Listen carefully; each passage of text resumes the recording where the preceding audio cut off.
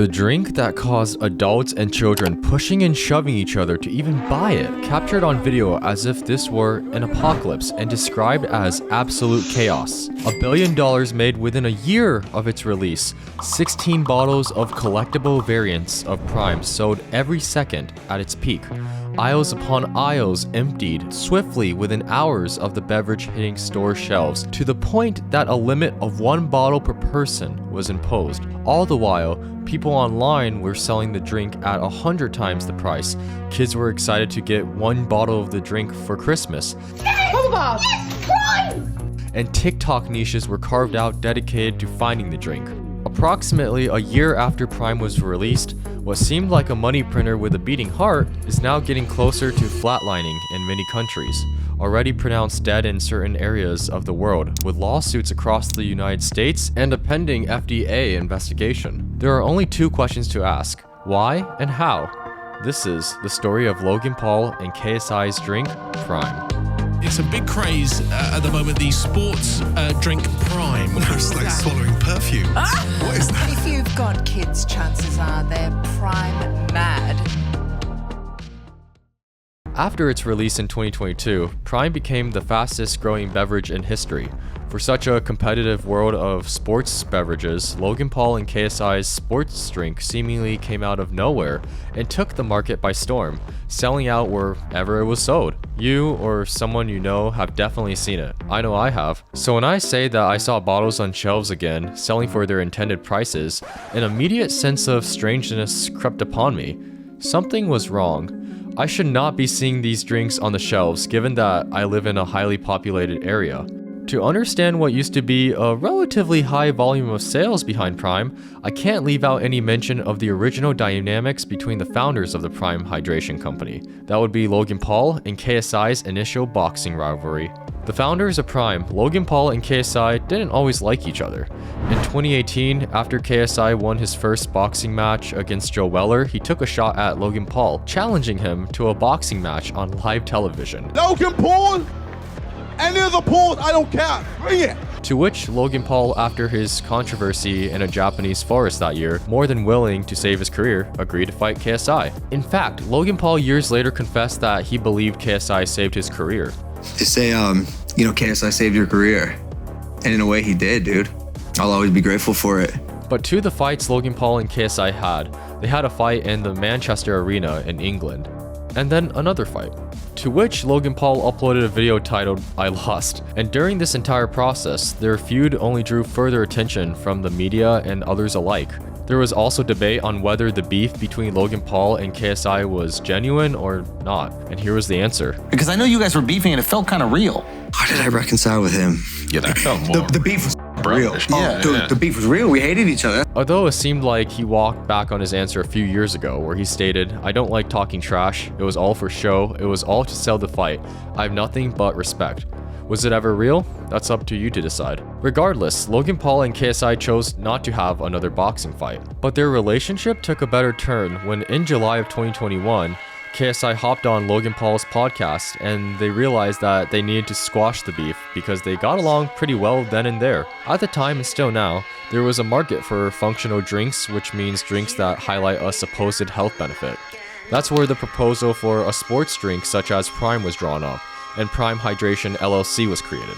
And it's a subsidiary of Congo Brands, owned by businessmen Trey Steiger and Max Clemons. They're the real shadow owners of Prime. It's likely that they were the ones who drew up the idea for Prime, being businessmen that saw the power of influencers in leveraging their company products. So they most likely asked Logan Paul and KSI to be the face of Prime. But it is confirmed that it's not Logan Paul or KSI that owns and runs the day-to-day operations of the company. 2 businessmen do, and both at a 60% majority stake combined, while Logan Paul and KSI interestingly own 20% of the company each. The 2 YouTubers just market and promote the products. Prime launched 4 days after the start of 2022, with a bunch of YouTubers and internet celebrities among the likes of the company's founders promoting it. The social media buzz took the beverage industry by storm, reminiscent of how Michael Jordan made Gatorade a sensation. If I could be like Mike. To the tens of millions of followers that grew up with Logan Paul and KSI over the years, they felt the need to buy the drink because of their personal ties with the faces of Prime. It helped that Logan Paul and KSI's primary fan base were distributed across the world, primarily in the United States and England. Following key celebrity endorsements were sponsorship deals with FC Barcelona and other sports teams. Prime was then made the official drink of the UFC. It grew arguably faster in the first few months relative to any other beverage company's start. And if there was one thing Logan Paul was incredibly great at doing, it was marketing himself.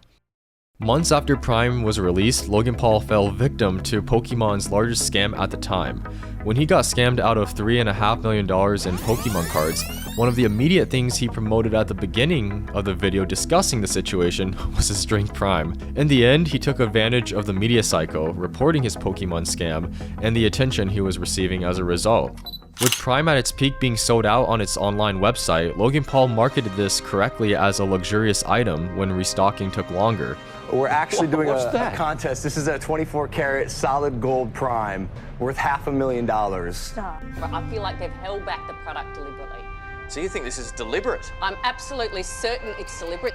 Prime was successfully marketed as something scarce, limited in supply, which gave the brand more exclusivity and fame in the eyes of the consumers. Marketers often create this artificial scarcity to inflate the demand for a product. Though this came with denials from KSI, who claimed that we're not even trying to do that, we're making loads of Prime daily, the demand is literally too high, man. However, Logan Paul's ability to promote something to such a wide audience has its drawbacks, which has led to several reasons that can explain the fall of Prime.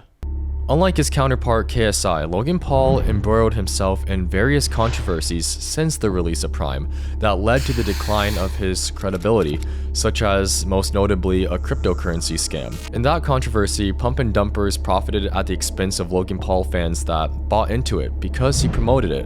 In this case, many saw it as merely Logan Paul dragging the company down.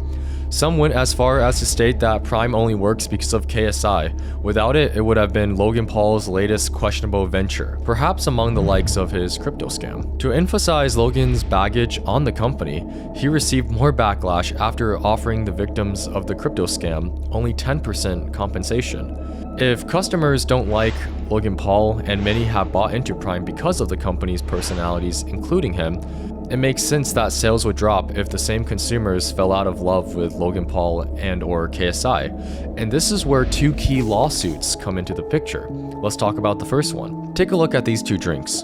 Both are the same flavor, Ice Pop, but one is Prime's hydration drink, and the other is the company's energy drink. The latter being what is causing more legal issues towards Prime. It's a known fact that the bodies of children respond differently than that of adults to the high levels of caffeine in energy drinks. Too much caffeine can pose a danger to a person's health, especially Prime's target demographic of teenage boys. The lawsuit alleges that there is actually more caffeine than what is advertised in the Prime energy drinks, and thus Prime is especially harmful to children. In fact, a child in England had a cardiac episode after drinking a can of Prime energy. This overall news of caffeine rubbed parents worried about the health of their children the wrong way. The ongoing downward trend of Prime isn't something that has happened just because of parents being concerned over what their kids are drinking, because the US government also stepped in. Within the US Senate on Capitol Hill in Washington, D.C., Majority Leader and Senator Chuck Schumer of New York has called for the Food and Drug Administration to investigate the high amounts of caffeine in Prime, in addition to the marketing of the energy drink to children. If you even go back more than 100 years ago to the progressive era within the United States, the government tried the same to force the Coca-Cola company to remove caffeine from its product. I had the pleasure of sitting down with an expert on this matter. Professor Bart Elmore is the author of the book Citizen Coke, The Making of Coca-Cola Capitalism, which dives into Coca-Cola's history, including its legal troubles and other problems. This is incredibly important because from a historical angle, Prime is facing what Coca-Cola had faced in the past. When you think of Coca-Cola and controversies related to its ingredients, I think most people think about cocaine. In the progressive era, you might think that that was the chief concern of the US government, and the initial lawsuits that were filed against Coca-Cola for the ingredients it had in its drink. But the truth is that caffeine was one of the main targets of the federal government. It wasn't so much that caffeine in and of itself was harmful, though there were those, including some in the government, that made that argument. The big issue was caffeine, when added to a drink, seemed to be a kind of evil step that a corporation was taking. It said that basically Coke was misbranded because it didn't necessarily contain enough coca to warrant the name Coca-Cola. The name of this case in 1911 was the United States versus 40 barrels of Coca-Cola. What a title. So how did Coke argue for itself? But they would also argue again, look, caffeine, we don't hide that caffeine's a part of this. People know that caffeine is in this drink. To come after us is a misuse of the law, because the law would require us to be deceptively selling this product, and we're not deceiving anybody. And that's what the judge at the lower court found. It actually accepted Coke's argument. But wait, there's more. The federal government pushed back and said, no, that's not enough. We need to decide, is this added caffeine deleterious to humans? And ultimately, this would go all the way to the Supreme Court, if you can believe it. Due to the decision by Coca-Cola to reduce its caffeine content, the case was dropped. Now, it could have gone this way, it could have gone that way. Who knows? And not only does Coke survive, but this entire industry of caffeine become the norm. I mean, you might not think this, but caffeine was on the chopping block. Would drinks like Coca-Cola, think Red Bull, think Monster, think Prime, have been available if this case had gone differently? Again, look at just the packaging of these two drinks. They're almost identical, but one is caffeinated and the other is not. The criticism comes as it looks like Logan Paul is marketing both the hydration and energy drinks to kids. Now, if you take Prime, we're talking about a drink that has over 200 milligrams of caffeine. My records going back to the archive suggest that the caffeine content going into the early 1900s of Coca-Cola was somewhere around 76 milligrams. So pretty high concentration, but still nothing like Prime, which is pretty high.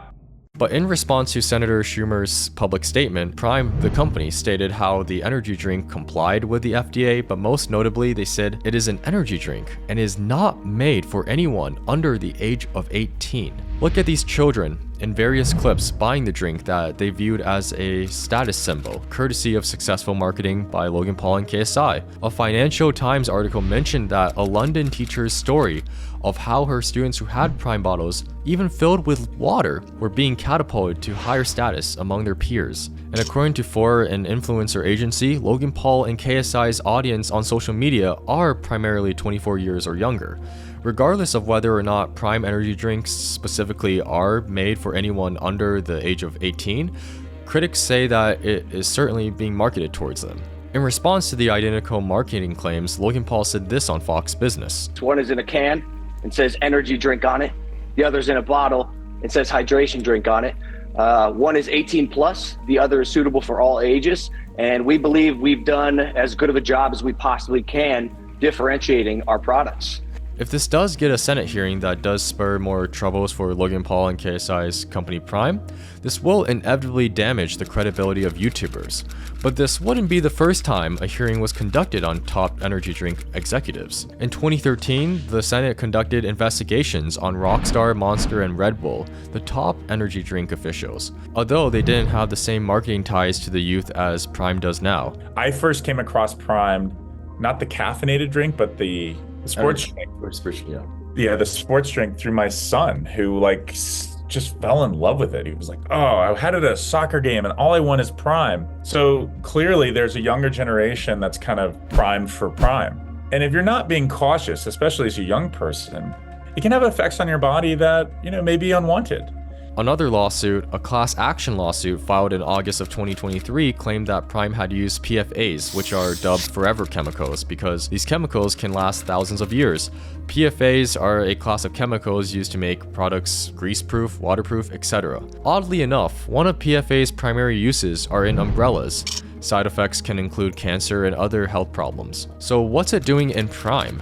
and more specifically in its grape flavor, as the lawsuit alleges. Well, Logan Paul, to his credit, did debunk this, stating the parameters for which the PFA's study was conducted within, and that the issue is not within the drink itself, but with the manufactured bottle that other notable beverage companies such as Coca-Cola use.